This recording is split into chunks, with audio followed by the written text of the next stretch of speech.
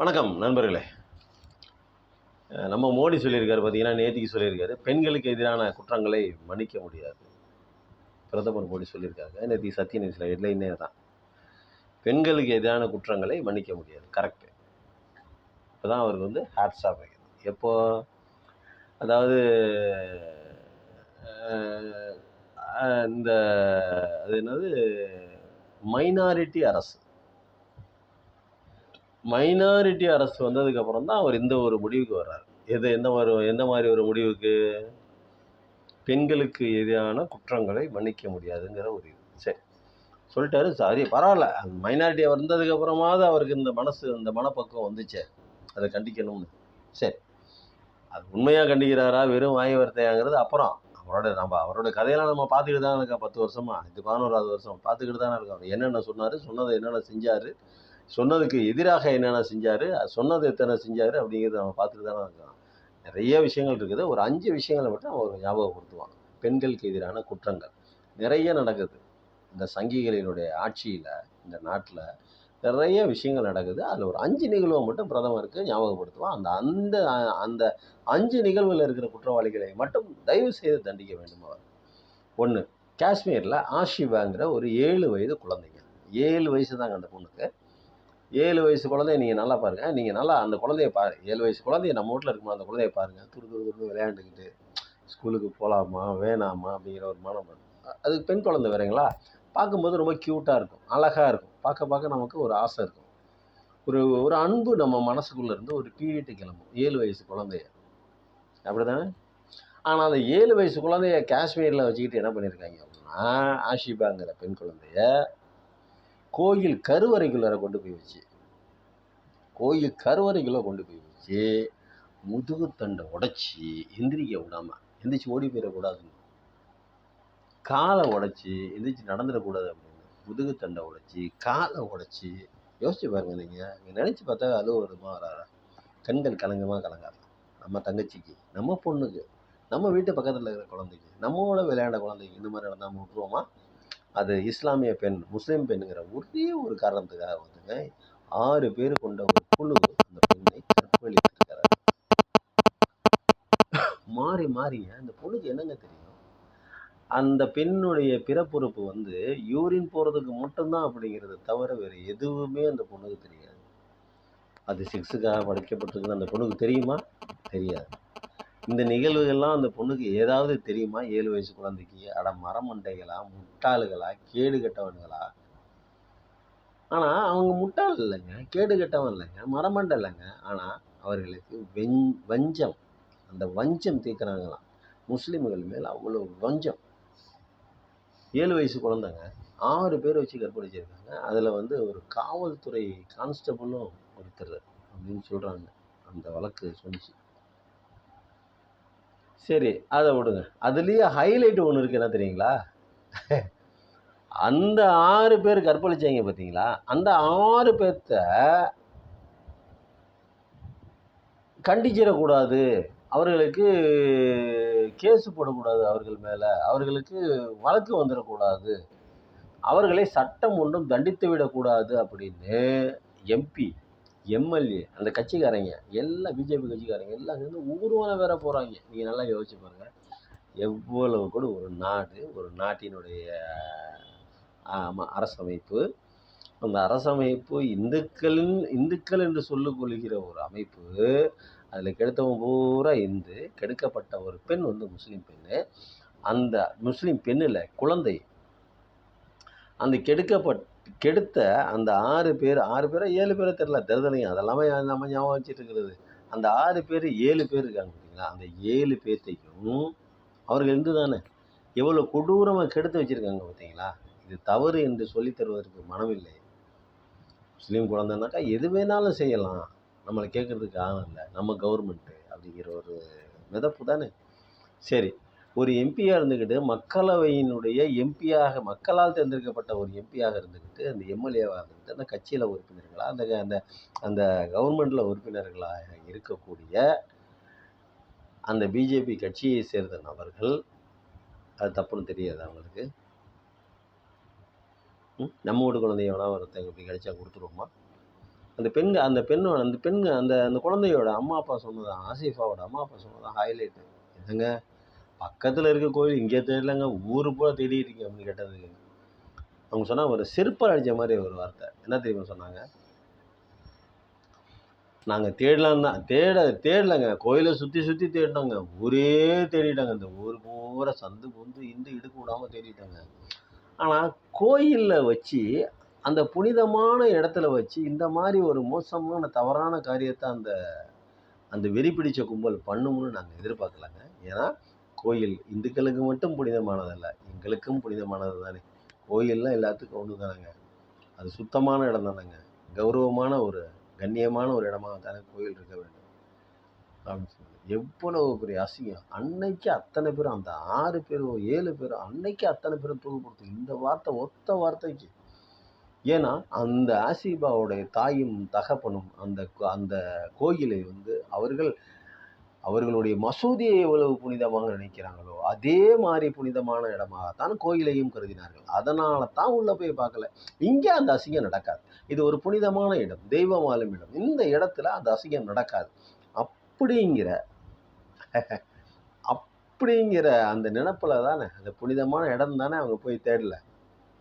ஆனால் அதே இந்துக்களுக்கு எடுத்தாங்க பார்த்தீங்களா 6 பேர், அந்த 6 பேர்த்துக்கும் அவர்களுடைய புனிதமான இடம் தானே அது. அந்த மரமண்டையில் உரைக்கல பார்த்தீங்களா? இது நம்மளுடைய புனிதமான இடம், இந்த இடத்துல வச்சு நம்ம செய்யலாமா? இந்த இடத்துல வச்சு இந்த தகாத காரியத்தை செய்யலாமா?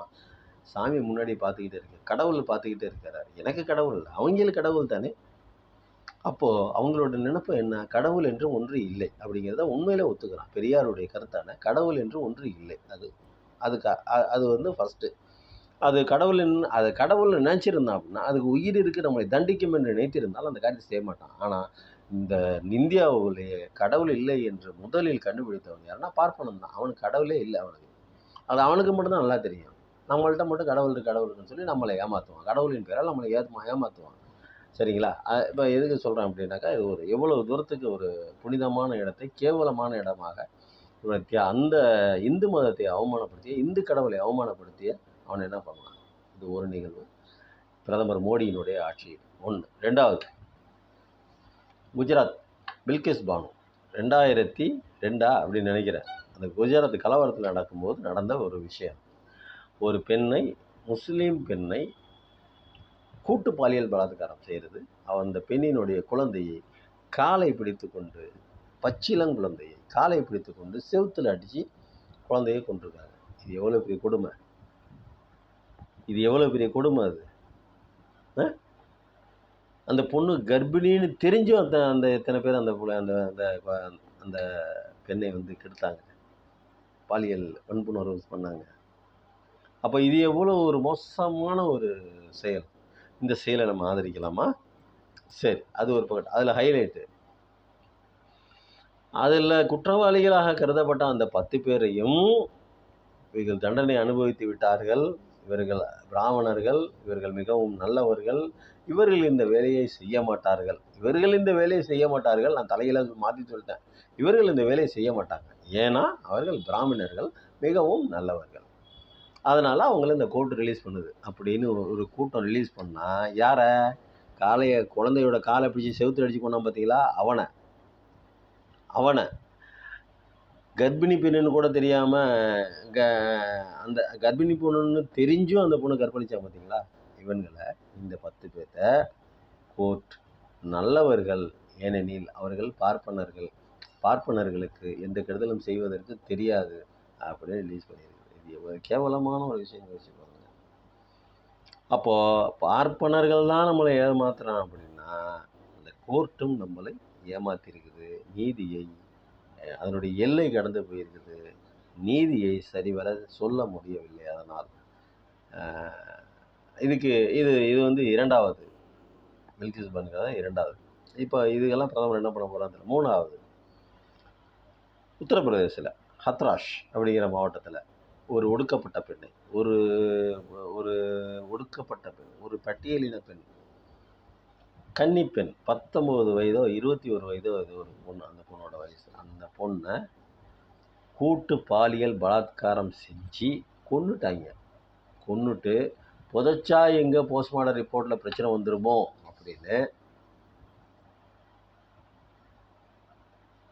எரிச்சிட்டாங்க. யாருடைய உதவியோட? காவல்துறையினுடைய உதவியோட, இன்னும் சொல்லப்போனால் அரசினுடைய உதவியோடு. அந்த உத்தரப்பிரதேச கவர்மெண்ட் ஒரு காவல்துறை, ஒரே ஒரு காவல்துறை உயரதிகாரியோ இல்லை கான்ஸ்டபிளோ யார் வந்தாலும் சரி, போலீஸ் நிலையத்திலிருந்து எந்த அரசு அலுவலகங்கள்லேருந்து ஒரே ஒரு நபர் வந்து அந்த இடத்துல நின்னாலும் அது அரசு கலந்துக்கிட்டதாகத்தானே அர்த்தம். இப்போ அந்த அரசுக்கு, அந்த செயலுக்கு அந்த அரசு உட்பட்டது அப்படின்னு தானே அர்த்தம். அந்த அரசினுடைய ஆலோசனை பேரில் தான் அது நடந்திருக்கு நம்ம சொல்லலாமா? ஏன் அந்த அரசுக்கு தெரியாதா? அந்த காவல் அதிகாரிகளுக்கு தெரியாதா? சொல்லுங்க. அப்போ எரிச்சு கொன்று புதைச்சா எங்கே நம்ம மாட்டிக்குமோ? எரிச்சிட்டீங்க, தடயங்களை அழித்து விட்டீர்கள். கற்பழித்ததற்கான, பாலியல் வல்லுறவு பண்ணதற்கான எந்த விதமான தடயமும் அந்த பெண்ணோட உடம்புல இப்போ இல்லை. ஏன்னா உடம்பே இல்லை, உடம்பு கருகி சாம்பல் ஆயிடுச்சு. அவ்வளோதான், வேலை முடிஞ்சு போச்சு. அப்போ நீதியும் நேர்மையும் எப்படி நிலைநிறுத்தப்படும்? பிரதமர் மோடி இப்போ சொல்கிறாரு பெண்களுக்கு எதிரான குற்றங்களை மன்னிக்க முடியாது என்று. இவருடைய ஆட்சியில் தானே நடந்தது. இப்போ இந்த 10 வருடங்களுக்குள்ளே தான் நடந்தது. குஜராத் பில்கிஸ் பானு மட்டும்தான் அவர் முதலமைச்சராக இருக்கும்போது நடந்தது. அவர் குஜராத் முதல்வராக இருக்கும்போது நடந்தது. அதில் என்ன தில்லுமுல்லுகள், எவ்வளோ பேச்சுகள், எல்லாம் எவ்வளோ கட்டுரைகள் நம்ம படிச்சிருக்கிறோம். இவர் பிரதமராக இருக்கும்போது யூபியில் ஹத்ராஸ் பட்டியலினர்கள். இதை விட ஹைலைட் என்ன தெரியுங்களா? அந்த வீட்டுக்கு முன்னாடியே உட்காந்துட்டு அந்த பசங்க, அந்த சங்கி கூட்டம், அந்த போராடினது, இந்த பிஜேபி கூட்டம் போராடினது, யாரும் இங்கே வரக்கூடாது, இவர்களுக்காக யாரும் வாதாடக்கூடாது, இவர்களை யாரும் பார்க்கக்கூடாது. ஏன் ராகுல் காந்தியும் பிரியங்கா காந்தியும் போகும்போது கூட தள்ளுமுள்ளில் ராகுல் காந்தியை தள்ளியே விட்டாங்க. போடுது இந்த அந்த வீட்டுக்கு போக விடல. பாதையை அந்த அந்த அந்த அந்த பெண்ணுடைய இறந்த பெண்ணுடைய வீட்டுக்கு போக முடியல, ராகுலும் பிரியங்காவும். அப்போது எவ்வளவு மோசமான ஒரு கவர்மெண்ட்டுன்னு பார்த்துக்கங்க. அந்த கவர்மெண்ட்டில் நடக்கிற வேலைகள், சித்து விளையாட்டுகள், மக்களுக்கு எதிரான வேலைகள், மானுடத்துக்கு எதிரான இந்த தன்மைகளை எல்லாம் என்னன்னு சொல்கிறது? எப்படி இந்த கதையில் சொல்கிறது? ஏன் இது பிரதமருக்கு தெரியாதா? பெண்களுக்கு எதிரான குற்றங்களை மன்னிக்கவே முடியாதுன்னு சொல்கிறது இப்போ சொல்கிறாரு. ஏன் அன்னைக்கு அது பெண்களுக்கு எதிரான குற்றமாக தெரியலையா? அது பெண்ணாவே தெரியலையா? உனக்கு ஒடுக்கப்பட்ட ஒரு பட்டியலின பெண் உனக்கு பெண்ணாவே தெரியலையா? அதனால தான் அதை கண்டுக்கலையா அப்போ அன்னைக்கு? அப்போ அன்னைக்கு வேற வாய் இருந்துச்சு, இன்னைக்கு வேற வாய் இருந்துச்சா? அன்னைக்கு காது கேட்கலையா? கண்ணு தெரியலையா? ஊரை விட்டுலே இல்லையா? ஊரை விட்டு போயிட்டீங்களா? இவ்வளோ கேள்வி கேட்க வேண்டியிருக்குது நம்ம. ஏன்? மனது ஒன்று தானே, மனது ஒன்று. மைனாரிட்டி கவர்மெண்ட்டாக வந்ததுக்கப்புறம் உங்களுக்கு அந்த என்னுடைய வலியும் வேதனையும் தெரிகிறதா? அடுத்த முறை ஜெயிக்கணும் அப்படின்னு. இது என்ன குடும்பம் சார் இது? அது 4வது மல்யுத்த வீரங்கனைகள். பெருமதிப்பிற்குரிய பிரிஜ் பூஷன் மல்யுத்த கூட்டமைப்பின் தலைவர் அப்படின்னு சொல்கிறாங்க. யாரை எந்த பதவியில் உட்கார வைக்கிறோம்னா, பிரதமரையே தவறாக தான் உட்கார வச்சுருக்கோன்னு வச்சுக்கோங்க, அது வேறு விஷயம். அது ஒரு பக்கத்துக்கு அது தனிக்காக அதை பேசிக்கணும். ஒரு பதவியில் உட்காரத்துக்கு முன்னாடி அந்த பதவிக்கு தகுதியானவர்களை அந்த இடத்துல போடணும். ஒருத்தர் 2 பேர்த்துக்கிட்ட தவறுகள் நடக்கலாம். அது 2 பேரும் சம்மதிச்சு கூட நடக்கலாம். அது வேறு விஷயம். ஒரு பொண்ணினுடைய, எந்த பெண்ணினுடைய சம்மதமும் இல்லாமல் தான் தோன்றித்தனமாக நான் தலைவர், நான் செய்கிறது தான் சட்டம், நான் வச்சது தான் பேப்பர் வெயிட்டு அப்படின்னு நடந்துக்கிட்டால் எப்படி ஆகுறதுங்க? அப்படி நடந்த கதை தானே. அதில் காண்டாயி தானே வினேஷ் போகத்தை அதில் போராடினாங்க. அப்படிங்கிற ஒரே ஒரு காரணத்துக்காக தானே வினேஷ் போகத்தை சூழ்ச்சியால் தங்கப்பதக்கம் வாங்க விடாம இருந்தாங்க. நல்லா சிந்திச்சு பாருங்கள் மக்களே. இதெல்லாம் அது எவ்வளோ கொடுமையான ஒரு விஷயம். மல்யுத்த வீரர்கள் இந்தியாவுக்காக விளையாடினவங்க, இந்தியாவுக்காக பதக்கங்களை வாங்கி குவித்தவர்கள், உலகளாவிய ஒரு பிரச்சனையாக உலகமே பார்த்துச்சு, உலகமே காரி துப்புச்சு. ஒரு செக்ஸ் அப்யூஸ் பண்ணுறதுக்கு ஒரு விளையாட்டு வீரங்கனைகள் தான் கிடைச்சாங்களா? வேறு யாரும் கிடைக்கலையா? அப்படிங்கிற மாதிரி எவ்வளோ கேவலமான பார்வை இந்தியா பார்த்துச்சு. அதை பற்றிலாம் யாராவது கவலைப்பட்டாங்களா? இந்த மோடி கவலைப்பட்டாரா? இந்த மோடி முதல்ல 2வது 3வது தடவை பிரதமராக உட்காரலாமா? அசிங்கம் இல்லையா? இப்படி வெளிநாடுகளுக்கு போகலாமா? அசிங்கம் இல்லையா? அந்த பத்திரிக்கைக்காரங்க நினைக்க மாட்டாங்களா? அந்த அதிபர் நினைக்க மாட்டாங்களா? இவங்க நினைக்க மாட்டாங்களா? என்னையா ஒரு விளையாட்டு கூட்டமைப்பினோட தலைவர் பொண்ணுங்களை ஒன்றுக்கா 2 பல பெண்களை இந்த மாதிரி சூறையாடி இருக்காரு. நீங்கள் அதை பற்றிலாம் கேட்காம இருக்கீங்க அப்படிங்கிற மாதிரி ஒரு ஈன பார்வையை பார்க்க மாட்டாங்களா மக்கள்? போகலாமா, வெளிநாட்டுக்கு போகலாமா? யோசிச்சு பாருங்கள். அன்னைக்கு பார்லிமெண்ட் திறக்கிற அன்னைக்கு அந்த பொண்ணுங்கள்லாம் போய் போராடி நடந்து போய் யாத்திரை மாதிரி நடந்து போய் அவர் கண்டனத்தை தெரிவிக்கிறதுக்காக போகும்போது அவர்களை அடித்து உதைத்து அவர்களை போட்டு வலுக்கட்டாயமாக அவர்களை வந்து துன்புறுத்தி, இது எவ்வளோ பெரிய கொடுமை. இது 4வது நிகழ்வு. அப்போ மோடி தான் ஆட்சியில் இருந்தார். பிரிஜ்பூஷன் இன்னமும் அந்த கட்சியில் தான் இருக்கார். அப்போது அரசுன்னு ஒன்று எதுக்கு இருக்கணும்? இவங்க செய்கிற அட்டகாசமெல்லாம் இங்கே பதவி இருக்குது, அரசு இருக்குங்கிற தைரியத்தில் செஞ்சால் அந்த அரசு எதுக்கு, அந்த மானங்கட்ட அரசு இருக்கலாமா அப்படிங்கிறது நம்ம கேள்வி. அடுத்து 5வது, ஒருத்தன் உத்தரப்பிரதேசமா அது எதுவும் ஊருன்னு தெரில, அதெல்லாம் சரியாக நினைவில்லை. தலையில் ஒன்று கடிச்சான் பார்த்தீங்களா, போதையில். காணொலியை பார்த்தீங்களா?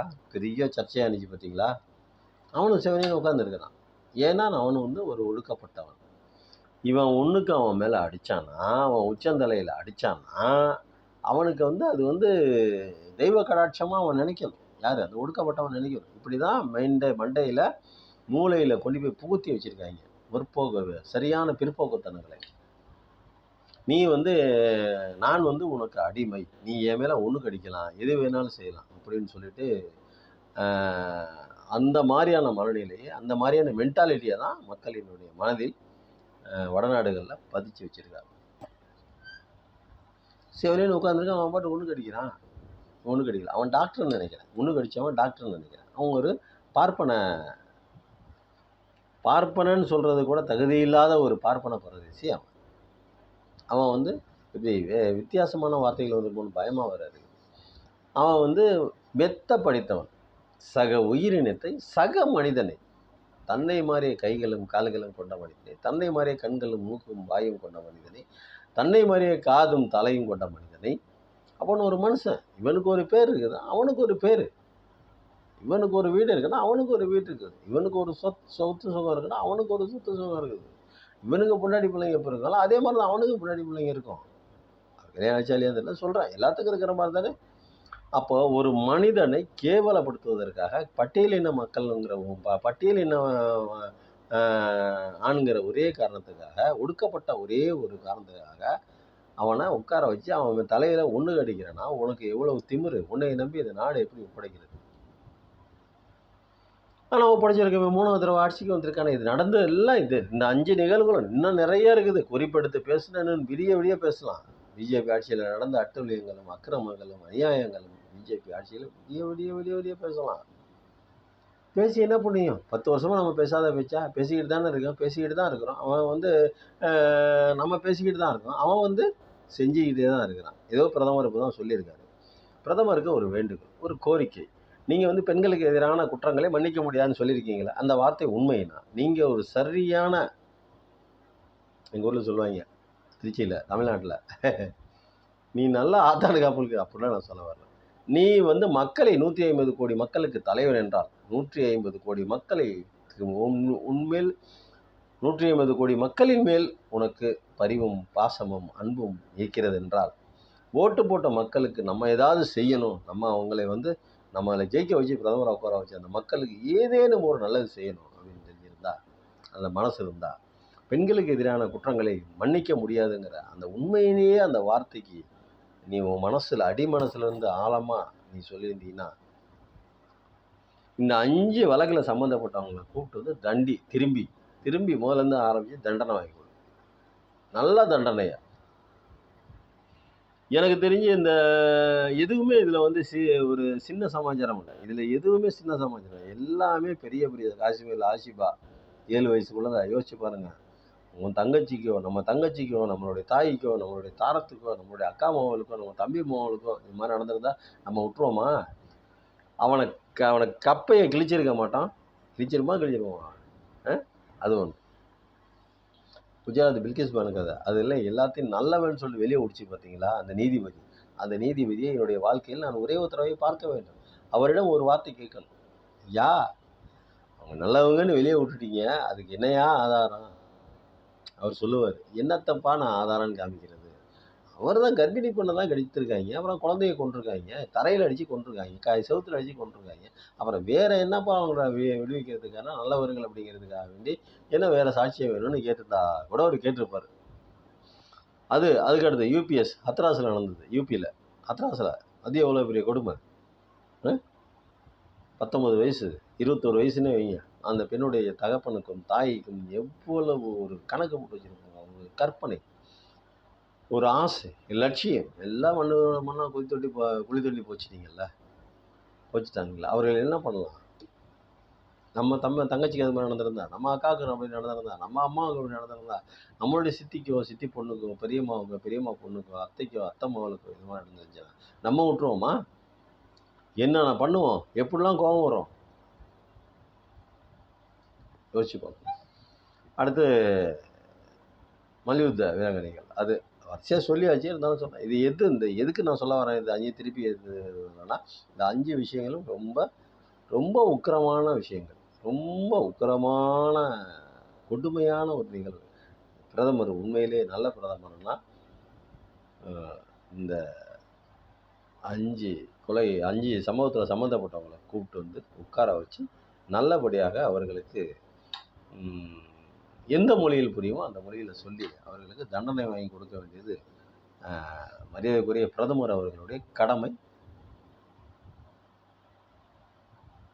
கண்ணியம், கட்டுப்பாடு.